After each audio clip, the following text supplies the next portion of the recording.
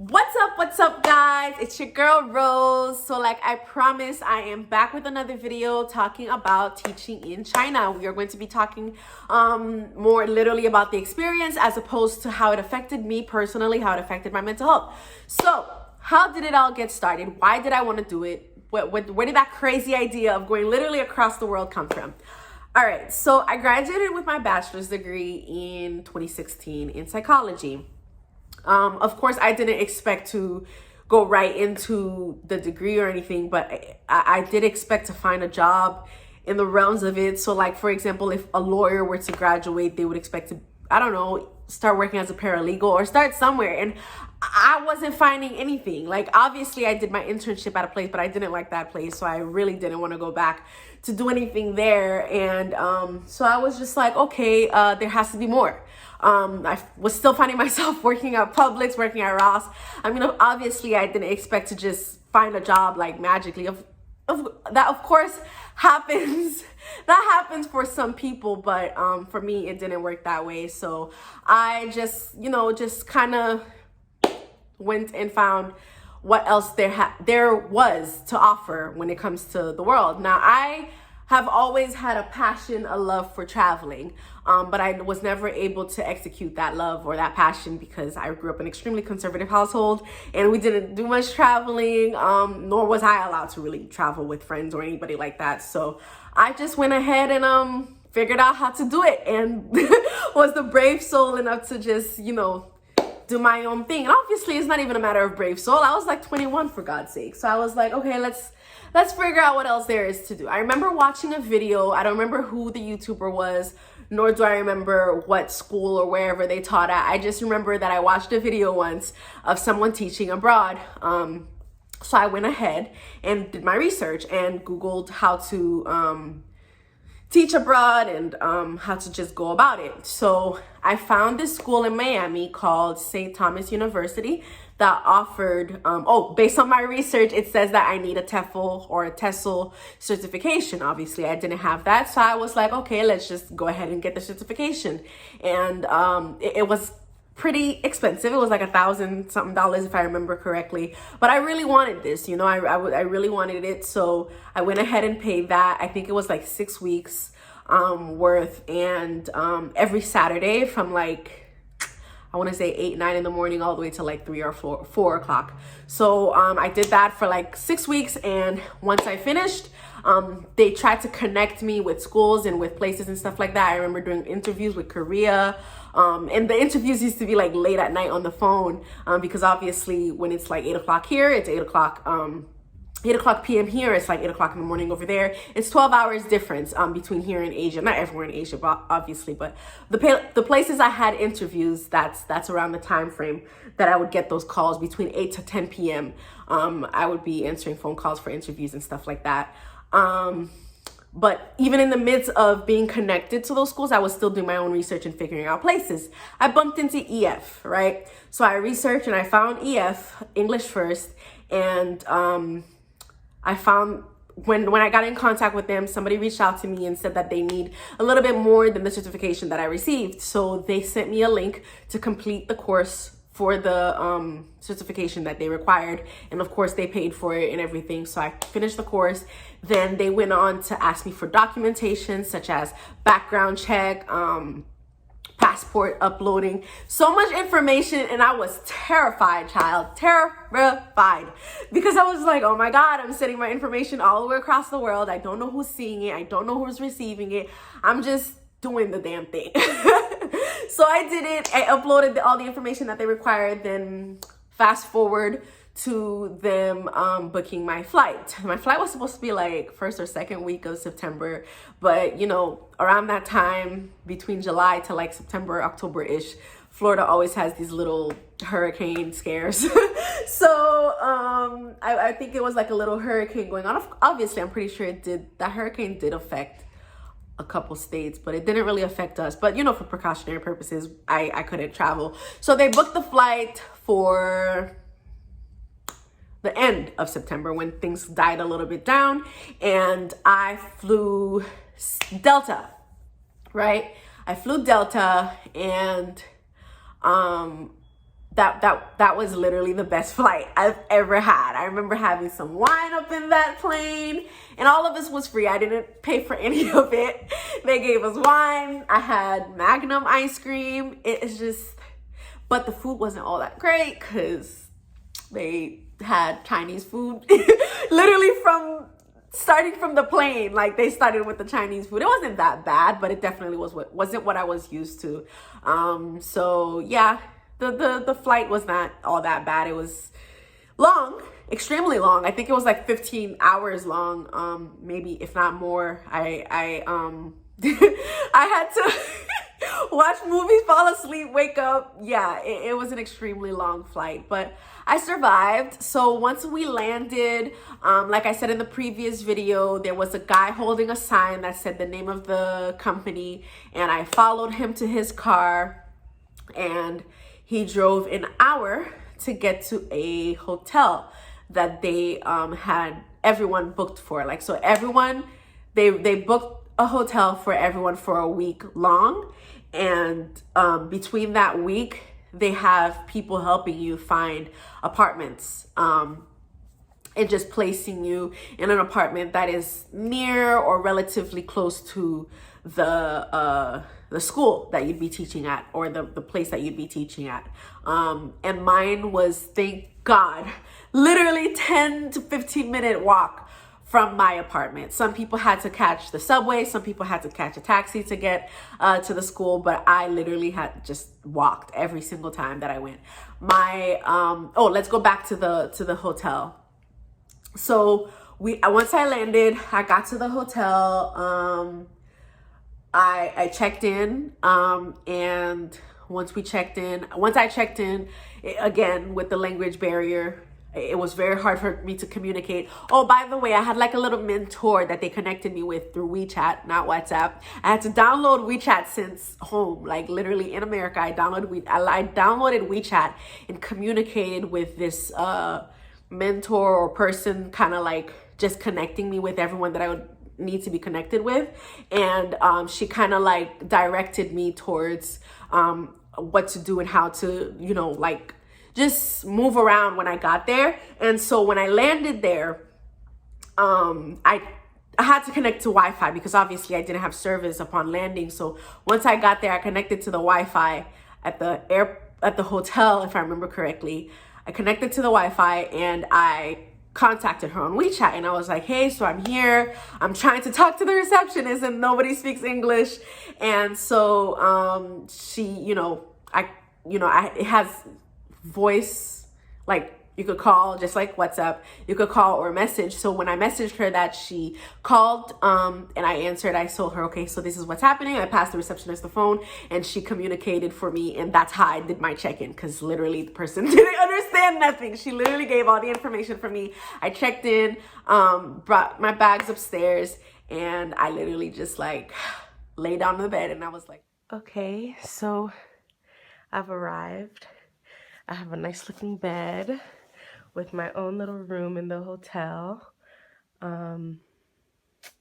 Yeah, I don't understand anything that's going on. I didn't get a chance to change my American money into RMB, which is Chinese currency, yet. But hopefully I do get to later, because obviously it's going to be a huge issue here if I don't do so. As I've been told, I had to pay like $50 for a deposit just now for this hotel, but because I didn't have RMB, it was an issue, and I didn't understand anything they were saying. I had to call my recruiter to like translate for me.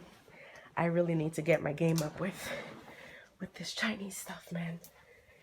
But yeah, it is kind of hot in here. I'm not gonna lie to you. It's kind of hot. Actually, it is hot. I don't think they even have an AC going on here. Where's the light for this bathroom? Where is the light? Where's the light? I don't know where the light is. Okay, well, this is the bathroom with no light. Oh, there it goes. Yeah, this is the bathroom.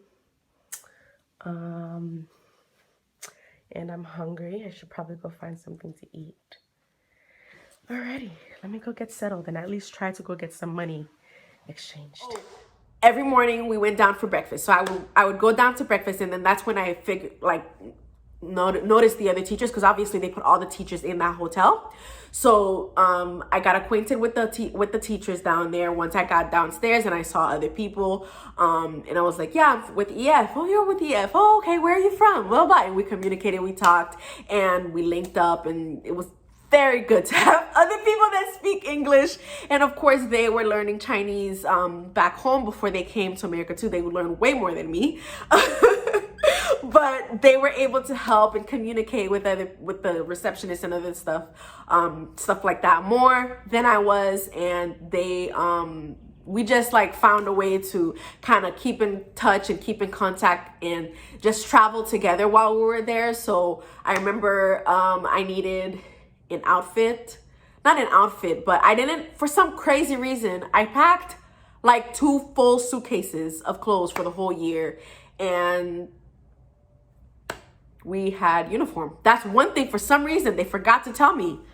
They didn't tell me that we'd be wearing uniform. I thought I'd be a regular teacher, like teachers here in America, just wearing my cute little outfits and just going about my life. But apparently they had the shirt with the logo, and all you had to wear was khakis every day. Didn't go with one single pair of skirt or pants that was khaki. So I had to go shopping for khaki pants. And I think it was like the 2nd or 3rd day we went shopping for khakis. And somebody from the school also came and kind of gave us a tour, not of the school, but kind of like around the city, and also helped us exchange money. What else did they help us do the first week or so?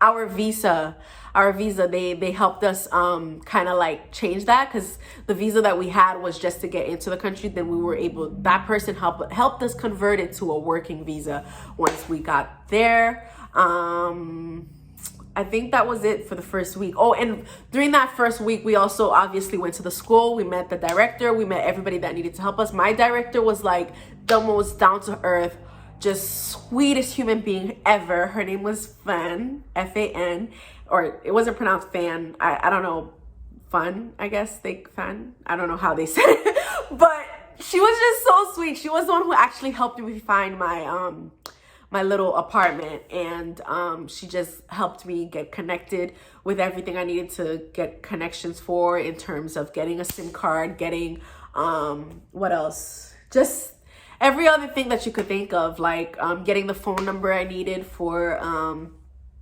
what's you call that thing, for service of my hotel. Oh, another cool thing about my apartment was that I don't remember how was it, my apartment, to get into my actual room, you need to like punch in some numbers. I thought that was pretty cool. Like, you have the door handle, and right above it is this little touch screen pad, and you punch in the numbers to get in. That was pretty cool. The bathroom was extremely small, like literally a prison type size unit. It was like, I can't even explain how small it was. I remember just a little shower head, and just the floor, and you just hose yourself down, and the toilet was literally right next to it. Was there a sink in there? No, I don't think there was. You kind of just have to go wash your hands in this.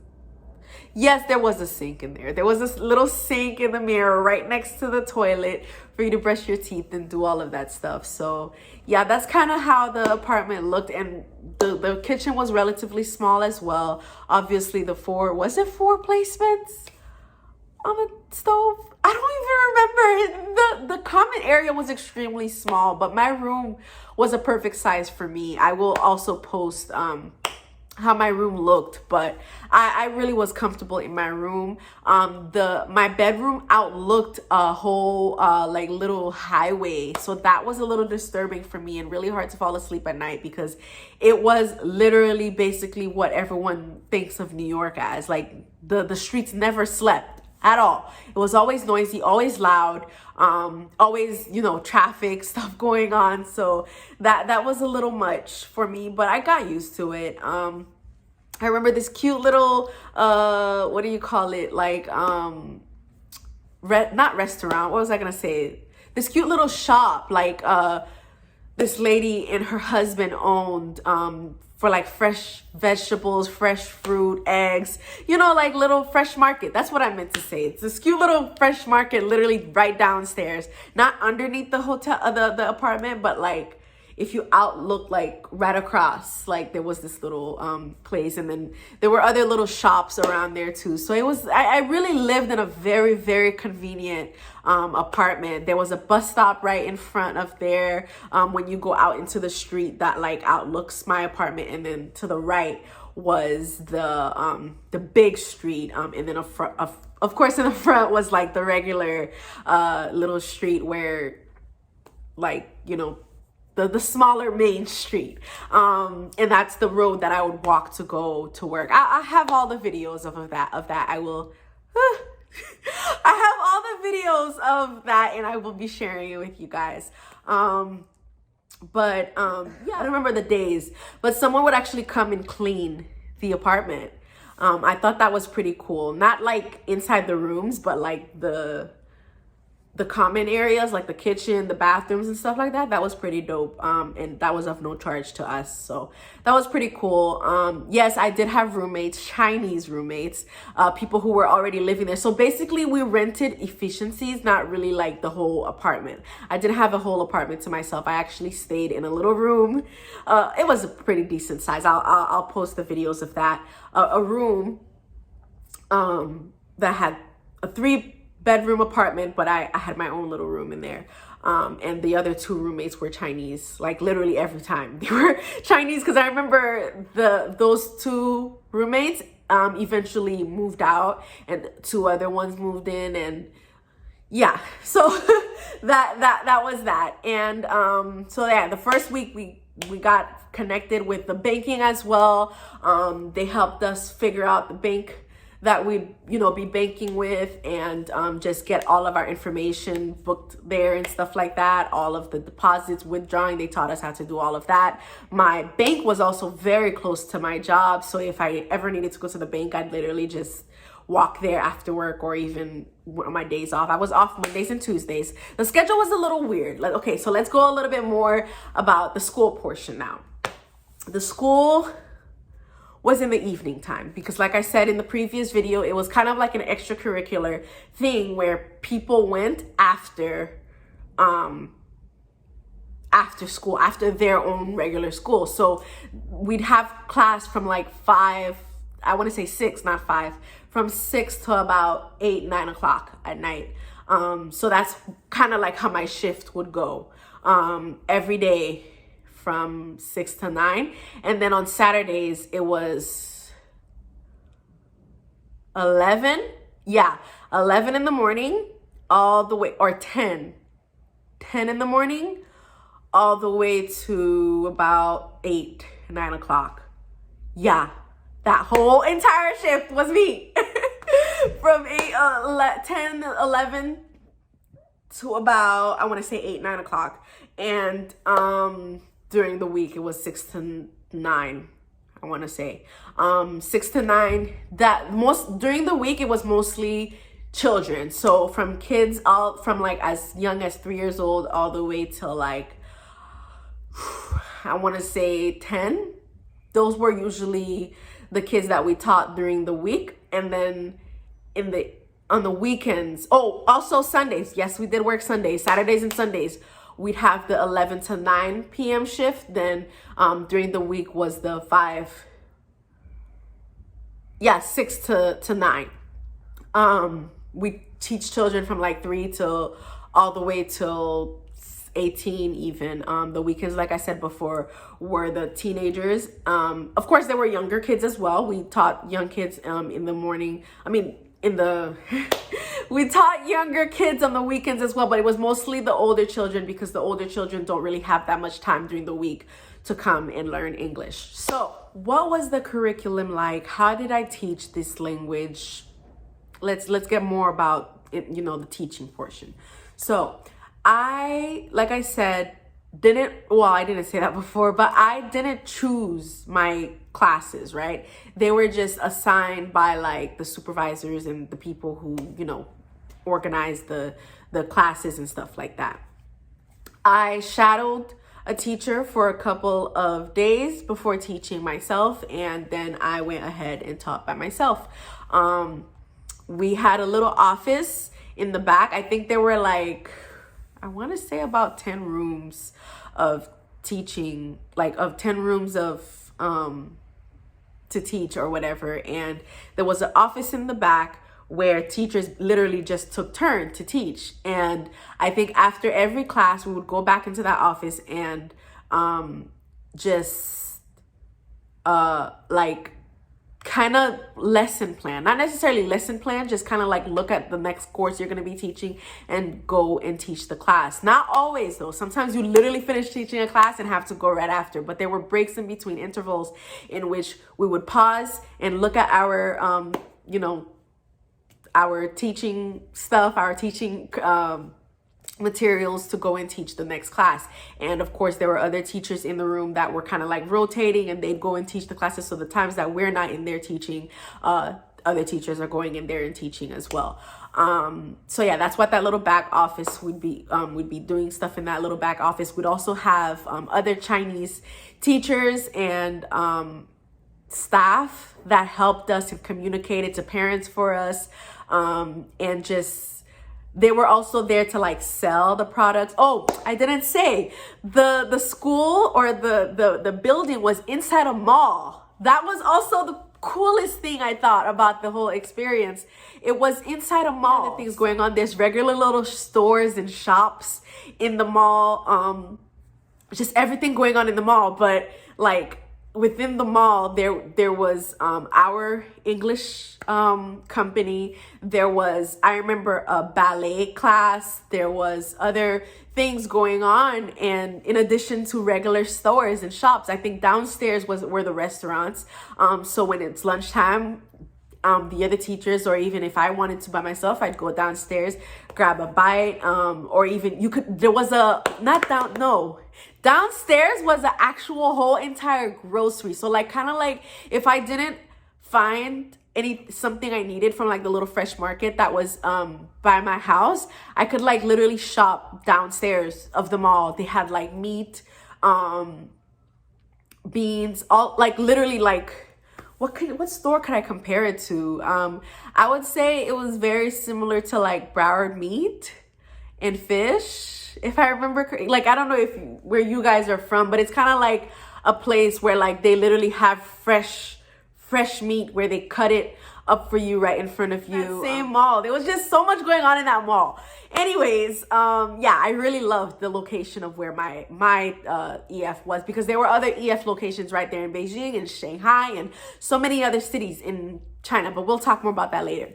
So, yeah, so the school, or I don't know what you would call it, but it was kind of like in a whole nother section of the mall, where we as teachers, I also didn't mention that teachers came from literally all over. As long as, I think the criteria was your country has to predominantly speak English, and you have to have a bachelor's degree and get that certification that I spoke of. And I think other than that, and I don't think you should, I think they care about the background check a lot too. I don't really know exactly what would disqualify you, but they do look at the background check to figure out if you are able to, you know, teach as well.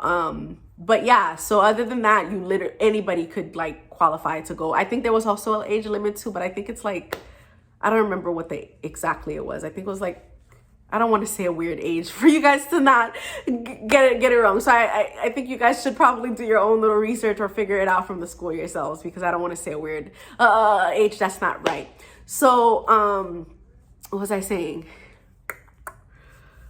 What was I saying?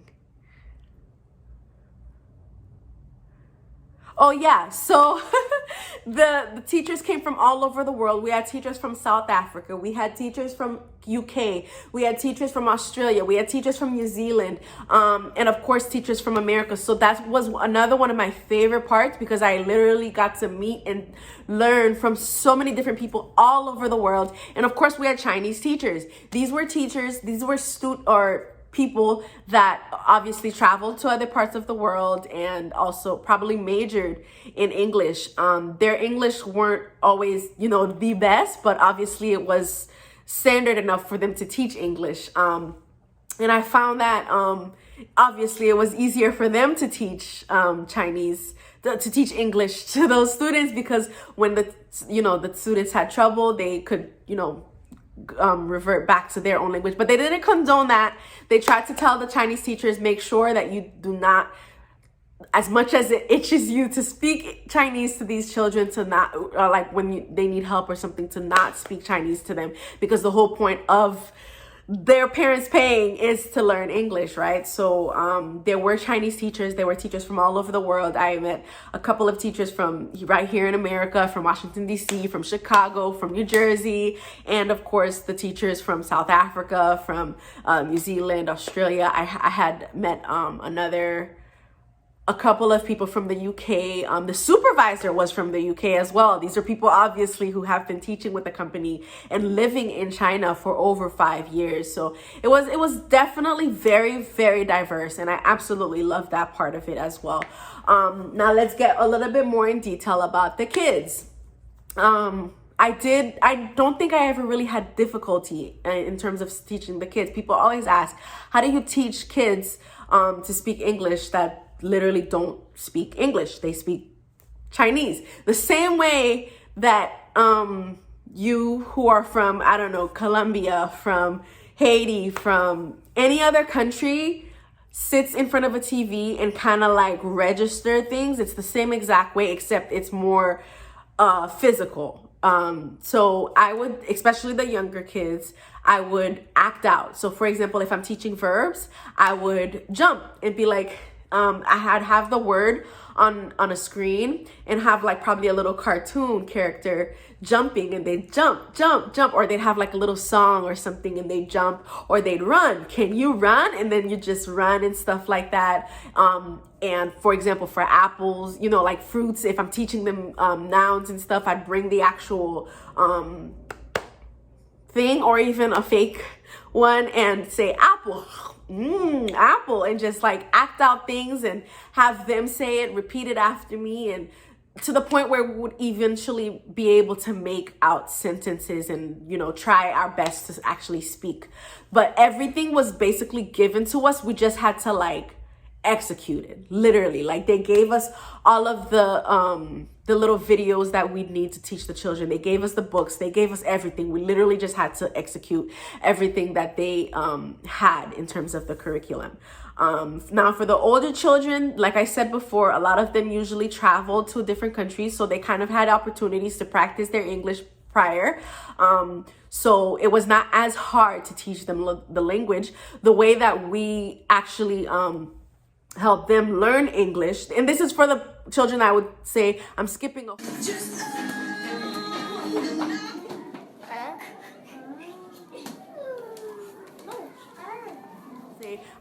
a whole age bracket here. I realize we're talking about the 16 to 18-ish, 15 to 18 years old.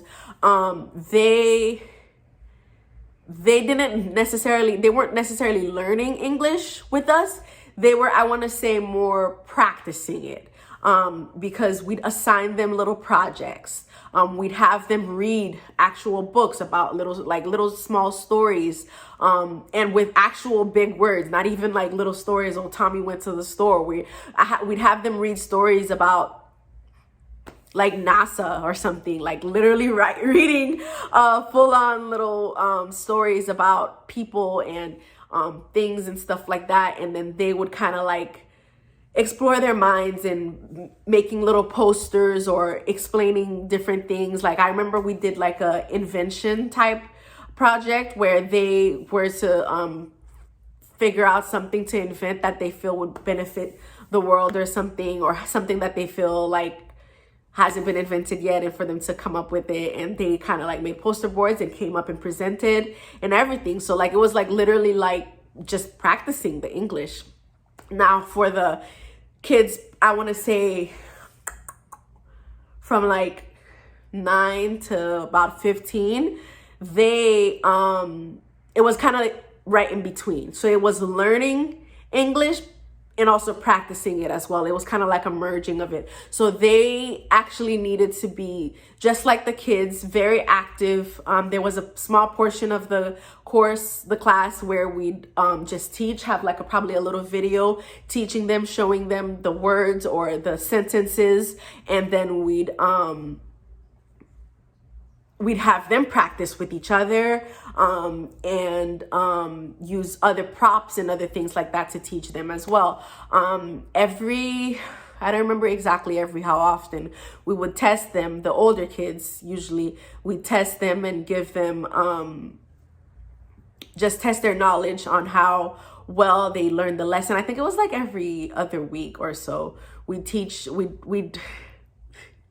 test their knowledge of everything that they've learned, and just like I said, not the assistants that I spoke of in the other video, but other more English proficient Chinese people would speak to the parents if the child failed the test, and just help the parent figure out ways and sell the products of the school to those students' parents, to help them learn more, to help them learn a little bit more than what they knew at home, or what they are learning at home, and why, and kind of like help them figure out why they're failing the course and stuff like that. And those Chinese consultants, I want to say, would sometimes sit in the course and kind of just figure out exactly what can be done to help the children learn more, and we'd communicate and figuring out the best way to help them learn.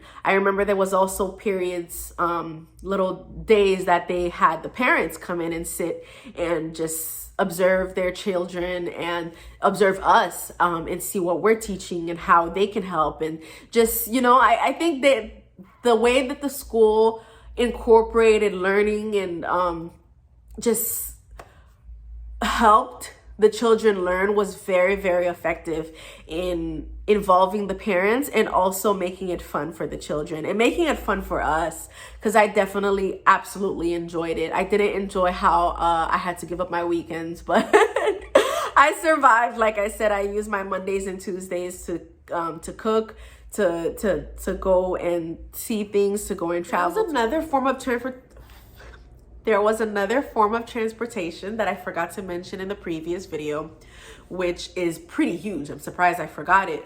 But bicycles are huge over there. Like, as you know, the country is extremely populated. So instead of cars, people opt to the little mopeds or bicycles. Obviously, the roads are still very packed and traffic is ridiculous with cars, but it's definitely speedier with bikes.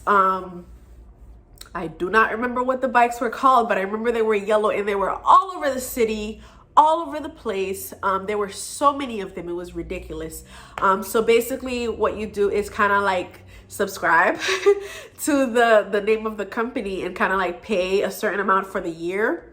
I think it was like $20 or something for the year. And every time you need a bike, you scan your phone, you scan the barcode that's on the bike, and you just ride around. As far as you want to go, you ride. I personally never use them for two reasons. One, because my phone never worked. For some reason, I had really bad difficulty in having cellular data, in having, I don't know why. I cannot tell you what it was, but I was literally only able to use my phone on Wi-Fi.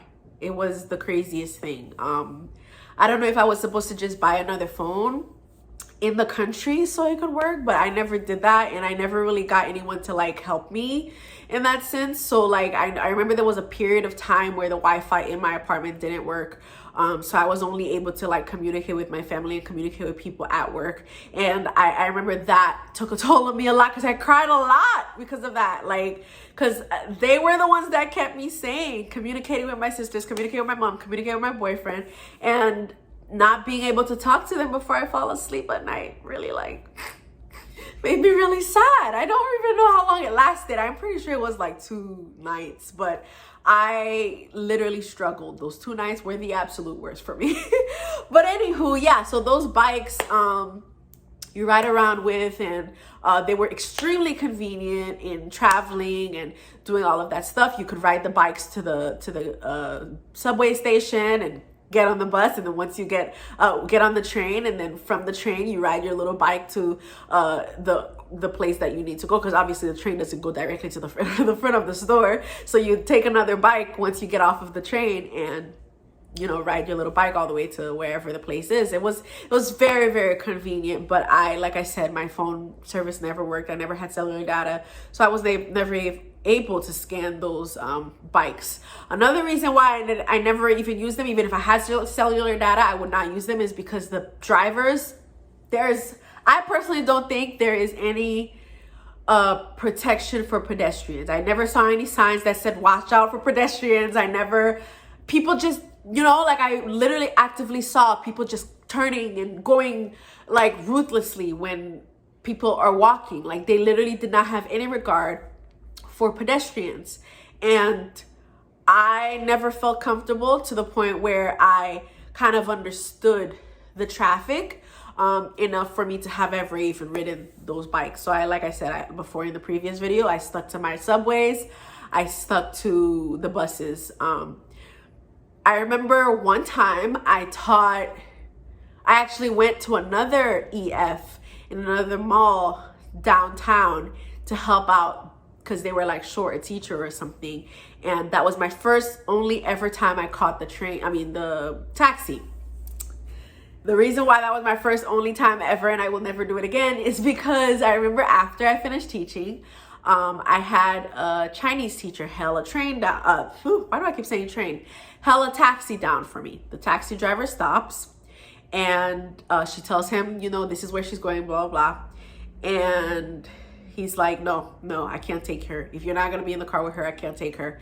And I understood what was said. Obviously, he said because I'm black or whatever, he can't go with me. Like I caught on the words. Like I said, I never spoke and still don't speak fluent Chinese, but I catch on certain words that kind of like give me an idea of exactly what was said.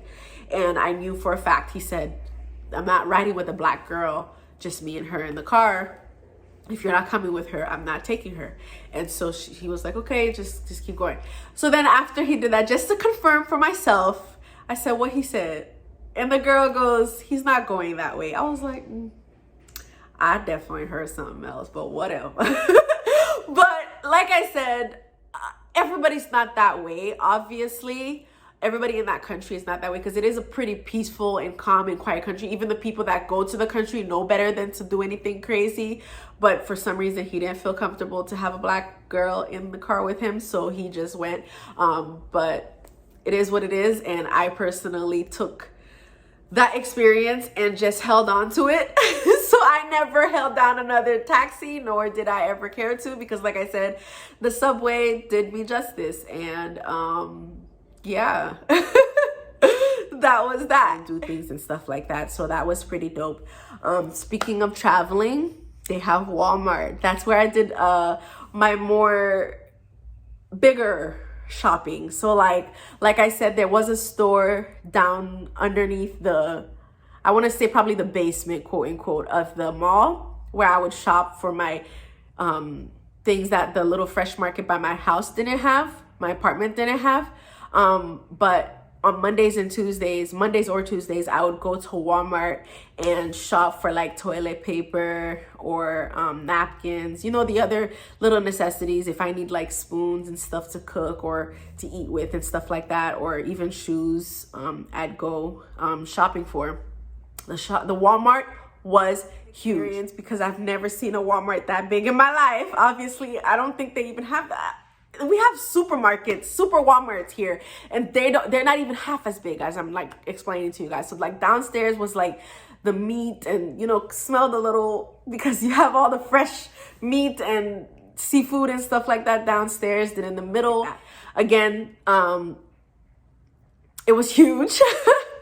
And the prices weren't that bad. Surprisingly, I think I shopped for a week with like not even $20 worth American. I don't remember what the conversions was, so I'm not able to help with remembering exactly how much it was in yuan, because that's how you say it there. I hope I'm saying it right. Yuan, yuan. And their the amount was in their country, but I know in America I would spend it was equivalent to about $20. I would spend, and I would be straight for whatever shopping I did with that for a good week or two before I go shopping again. I went to the Great Wall. Oh my God, we got to it finally. I know you guys were like wondering, thinking like, oh my goodness, we're in China. Did you go to the Great Wall? So I did. I went to the Great Wall.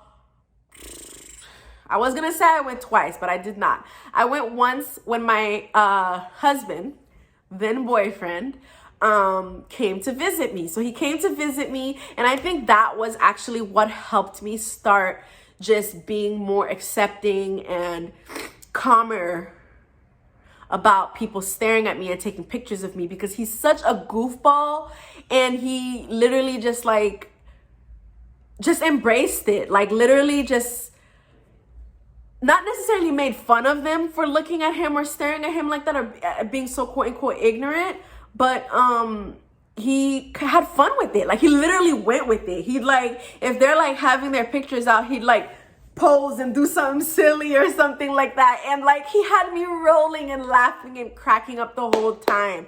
So I remember we went to the Great Wall, and I think that was the worst experience of like the gravity of them staring and taking pictures. And I don't want to say the worst in the sense of like it was bad. It was the worst in the sense of like that's the most that happened at, like, because obviously, like I said, in the trains and the buses and stuff like that, they're taking pictures of you, they're touching you, they're doing all of that stuff, but they're really like slick with it, or trying to be slick with it. At the Great Wall, these are people from literally all over China are there. So people that literally haven't seen a single black person in their lives are there and stuff like that. So I remember being tugged, like actually being pulled to take pictures with people. Like if you'd be like, no, thank you, they'd literally grab your arm and then take a quick snap before you say no. And I'm pretty sure those pictures look terrible, because I'm pretty sure like some of these things looked a little weird, like, or like I never saw these pictures that they took, but I can guarantee that I didn't look good in any of those pictures that these people took, because I didn't look comfortable, obviously. But like I said, my husband, I was gonna say fiance or whatever, but I'm gonna just say husband now. Y'all get the point. My husband was acting like a huge entire goofball. So he has he's a host, right? That's his thing, and he was kind of growing his fan base around that time. He has his handle name is Zopose. So every time they asked him to take pictures, he'd be like, say Zopose first, and he'd be like, he'd take out his phone and be like, Zopose, like for them to repeat, and they would actually be saying it, and then finally he'd agree to take the pictures with them once they say Zopose.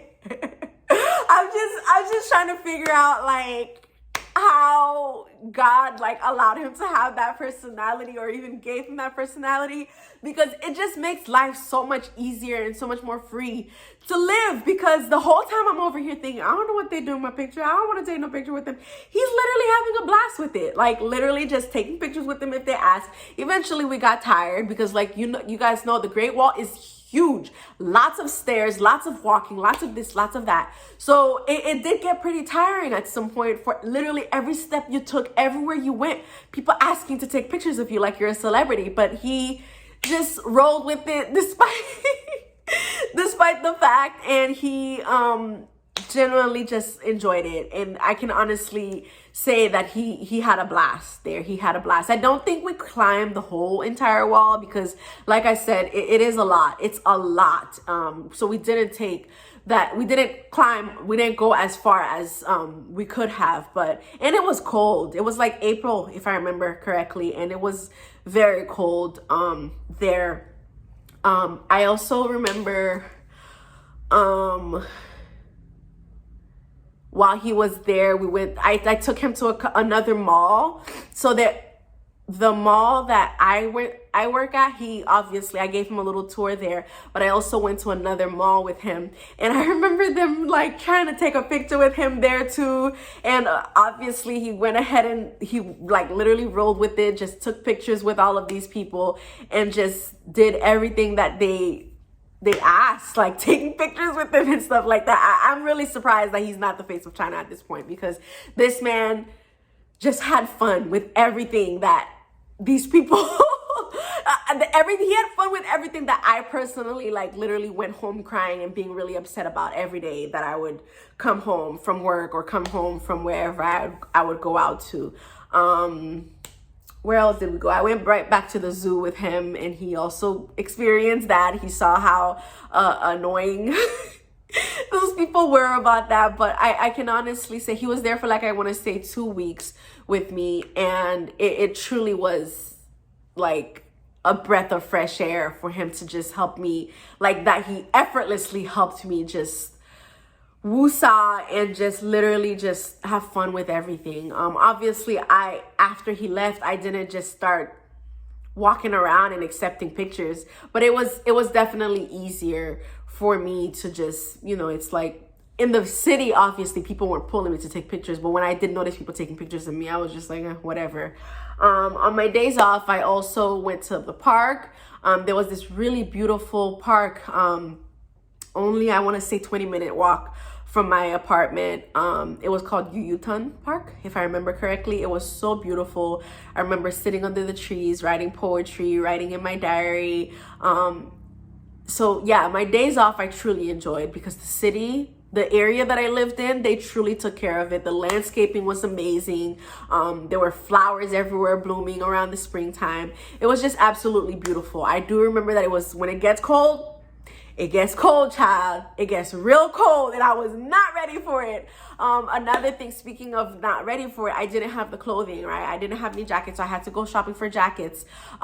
Clothes, if you are a little bit on the thicker side like me, that's why I brought all the clothes that I brought. But I didn't bring all the proper clothes, because the winter time lasts quite a long time. It's, I want to say, from October all the way to like April, it's extremely cold. That long. From October to April, it's really cold. So I brought a lot of clothes, but not a lot of clothes that would cover me for as long as, you know, it is cold. So I had to go shopping. Unfortunately, they don't really make clothes for thick people. So it was really hard to shop there. Obviously the jackets, it wasn't too hard to find clothes, but I found myself having to have my family send me clothes from America, like literally mail it over, and it was super expensive to do that, because obviously you're shipping all the way to China. But I just eventually started just wearing leggings under regular khaki pants that I had. The khaki pants I actually bought were stretchy, so I think that was actually sent to me here from America too, because eventually when I started losing weight, I was able to shop over there. But if you are thick and just have a hard time losing weight even effortlessly by not eating, you're gonna have a hard time buying clothes, because they don't make clothes for people above like 10, size 10, 8 to 10, size 8 to 10 pants. You're not gonna find clothes. I'm gonna be straight up with you. You're not gonna find clothes. Just bring your own clothes if you're planning on doing this trip by yourself as well. What else? Yeah, I think that I did say most of everything. Oh, I taught on the side. I remember I taught a cute little girl. Oh, I forgot her name. Why did I forget her name? Sometimes, like on the Mondays and Tuesdays evenings, I started going. Okay, so this is how I met the guy. I was at the bank one time, and the guy, there was a man, like an older guy. I want to say he could be my father. And he looked at me and he's like, "Are you from Africa?" And I was like, "No, I'm from America." He's like, "Oh, okay. What are you doing here or whatever?" And I was like, why is he asking me all these questions? But then I was like kind of a little bit more welcoming, because he spoke English, you know? Oh, they did have a couple of people that spoke English at the bank, but you had to wait for them. So like if there was people ahead of you that spoke only English and you needed an English speaker, you kind of had to wait in line, as opposed to, and the banks had lots of tellers. Like it's not like America where there's only like 3-4 tellers. There was like at least, I want to say 8 to 10 teller spots, but they'd literally have only 1 or 2 people, English speakers, working during a shift. So you'd kind of just have to sit and wait until it's your turn to get an English speaker. But yeah, so I was sitting and waiting in the lobby and just waiting for my turn. And the guy, oh, and you have to grab a little piece of paper, like as if you're at the fish market or something, to wait for that number to be called. Anywho, child. So he was asking me these questions, asking me where I'm from and all of that stuff. And then finally he was like, oh, okay, can I have your contact, your WeChat, so that you could come teach my child, my daughter, because I need her to learn, you know, I need a private tutor for her to learn English. I don't know, don't ask me how or why I am so brave, because I'm thinking about it now and I'm just like, what was wrong with you? First of all, you went all the way across the world, okay, by yourself. You don't know anyone, you don't know anything. You go all the way across the world to teach English. Now you're giving a whole entire stranger in this country your number to go teach his child that you don't even know if it's real, to go teach his child on your days off. Okay, so I did that. He gave me the directions to his house. I went to his house for the first time and I met this little girl. They were the sweetest humans I've ever met. Every single time I went, it was around dinner time. They try to get me to eat. You know, obviously over there it's rude to say no, especially you're going into a whole entire family's home. So I couldn't say no. So I would actually sit and eat every so often. But then again, I would also try to be a little late so that I didn't have to eat, because I didn't want to eat all the time. But anywho, I teach the little girl for an hour, and I charged him 500 yuan, I think. Yeah, I was big banking. So I think I charged him about 300 to 500 yuan every visit, and it was once a week. Yeah, it was once a week. So I would go and teach her and just kind of like help her. And I would use my curriculum. I would use the stuff that the materials that they gave me from the school that I was teaching, the same age bracket that I was teaching. And I would use that to teach her. And she adapted very quickly. I would also use her school curriculum as well and go based off of what she's learning at school and help her with that. But they were, I would say, a pretty affluent family, so they traveled a lot, especially the father. I think he worked for like, I don't remember the name of the company, but it was like a company that travels pretty often. And he needed her to learn English, obviously, so that he can travel with her and stuff. So I taught them for a while until I left and just stopped teaching. But yeah, that was that was a near-death experience. Not really near-death, but like it was a risk, a huge risk that I took there. I forgot to say, when my husband was with me over there, we went to something called I forgot what it was called. It was like a restaurant in the sky type thing. CCTV. We are in this thing called CCTV right now. We're about to have dinner in the sky. Went to CCTV and we ate dinner. So it was like this really tall building. I have pictures. Really tall building. And at the very tippy top, there's a restaurant. You took an elevator to like the 50th floor. And the very tippy top, there's a restaurant. I don't remember how many meters high it was, but it's kind of like slowly spinning with you as you're eating. And I thought it was pretty cool. Obviously, needless to say, he didn't eat a thing. Not at all, because he didn't like anything there. Mostly everything was raw. Other than the dessert, everything was literally raw. they decorated it and made it look really nice. Like they arranged everything. Like it was kind of like set up buffet style. So you'd get up, go get your food and sit down. They'd get you your drinks and stuff like that. Kind of like Golden Corral here. But other than that, the food, none of it was cooked. It was like sushi style. Like everything was raw. Like you'd have squid, there were fish, there was everything, but everything was raw. And they arranged it and make it look nice like it was cooked, but it was raw. I, being the brave soul again that I am, tried probably like, I don't even know what I tried. Needless to say, it was like, and it was even small portions too. I tried it and I was just like, I don't like it. But that night I couldn't sleep. My stomach was just, anywho, I was in the toilet the whole night. Let's just say that. From God knows when to God knows when, I didn't sleep because my stomach was having a party. And it was honestly the last time I actually tried something that I didn't know, because it didn't work out for me. It didn't work out. And he was over there laughing at me, cracking it up, because he was like, I told you not to. I saw it, and I told you not to eat it, but you went ahead and had it. And I was like, okay, whatever, shut up. But yeah, I think that's a wrap. I hope that's not too long. But that was my experience teaching and living in China. If you guys have any more questions, please don't be afraid to ask in the comments. I will gladly share. That's a wrap. Oh, it was a 1-year contract, by the way. If you do want to renew the contract after that year, you can go ahead and renew it and do it again. But I just did the 1 year, came back, did my master's, and got married. So